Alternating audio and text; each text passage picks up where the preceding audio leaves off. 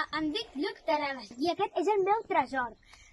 És la col·lecció de plomes que l'Ovidi de petit la va començar i jo l'estic continuant. M'agrada molt i l'estic cuidant molt bé. I aquestes són algunes de les plomes que tinc. Les plomes no les trobeu per Amazon, no feu.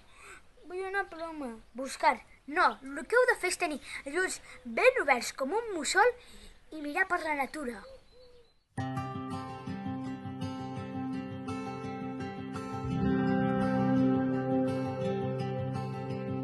Tot a punt per emprendre el viatge, un camí que ens durà cap a un altre, un recull de primeres vegades pels indrets que no surten als mapes.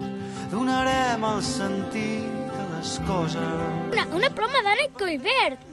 No és l'única que podeu trobar en aquests rius. També podeu trobar d'ocells aquàtics, com per exemple gavines, ànecs, cigonyes i bernats pescaires. Ahà! Una ploma de gaig. Aquesta és una de les plomes més boniques que hi ha aquí a Catalunya. La primera que vaig trobar va ser en un alzinar que tenia a casa meva, però la vaig perdre. I quina sort de trobar una altra. Ens farem habitants de... Una ploma de picot verd. Em sembla, ja sé per què està aquí.